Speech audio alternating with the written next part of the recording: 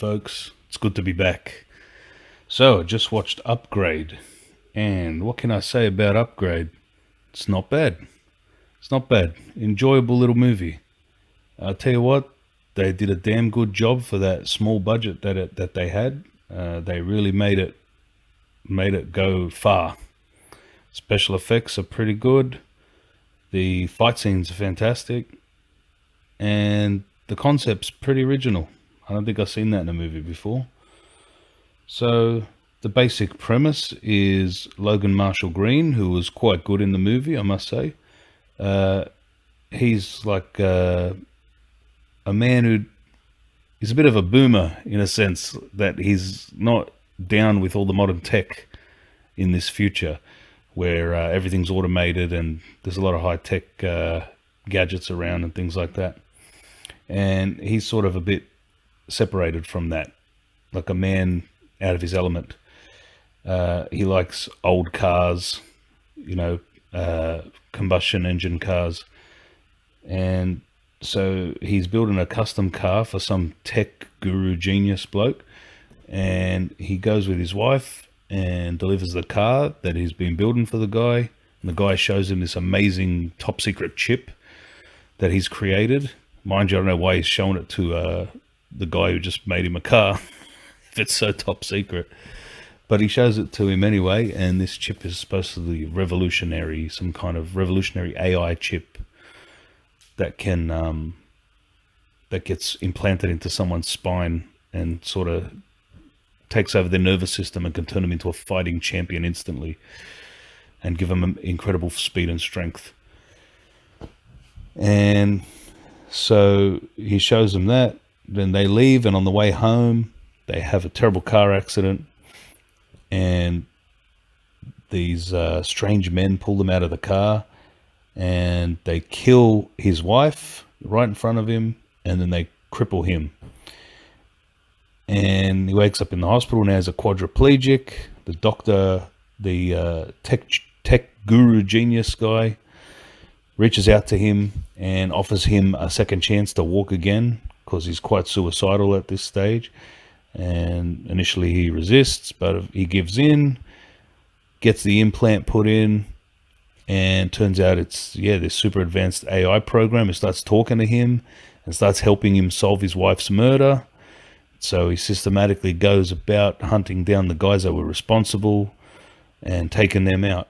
And then, long story short, turns out the AI program that's in his implant orchestrated the entire thing, including his wife's murder and the car accident, all as a means to cripple him so that it would be implanted into our protagonist, and he would then be taken over by the AI program and used as an avatar for the AI program to enter the world and, I assume, start wreaking havoc or manipulating events of some kind.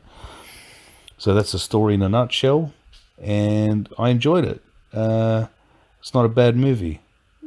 Like I said before, the action scenes were great. The fight scenes were really fast-paced and well shot. No shaky cam, which was great. Some interesting camera angles and cinematography employed as well. So yeah, I can recommend it. It's enjoyable. It's nothing groundbreaking. I probably won't watch it again, but I enjoyed my hour and a half or so that I did watch it. So yeah, I recommend it. I give it about a 7 out of 10. Yeah, a solid 7. So go ahead and watch Upgrade, folks. It's pretty good. So usually when I watch sci-fi movies that are set in the future, I'm always looking for clues as to what year it might be, so I can gauge the level of technology and how realistic it sort of feels to me. And in this one I was looking, and there was a scene where he was going through some police paperwork to do with his wife's death. And I managed to pause it just at the right time, and I was able to see that his wife's date of birth was 08 and her age was 28. So it's 2036. And yeah, I found that interesting because sort of some of the technology seemed sort of realistic for that year as a realistic projection of how things might be. You know, the drones, some of the self-driving cars, some of the AI programs and that. Yeah, that seemed sort of realistic. But the one thing that a lot of sci-fi movies do as well is they'll have these amazing technology in this future, but then some other aspects of technology don't seem to have advanced enough for what year it's supposed to be. So, for instance, in this, he's a quadriplegic in 2036, and it's incurable. They just end up setting his house up with all these robotic arms to service him, and he's got this, fancy wheelchair. But you'd think by 2036, surely they would have cured paralysis. I mean, I'm sure I've read articles here and there for the past few years where they sound like they're on the verge of curing it already now. Surely in 17 years it will be cured. So I found that interesting, but didn't take away from my enjoyment of the film. But yeah, so I do recommend it. Check it out, folks. Well, that's about it for me. I'll leave you all to it. Please like, share, and subscribe. Leave a comment if you are so inclined. Take care of yourselves. God bless you all, and I'll see you later.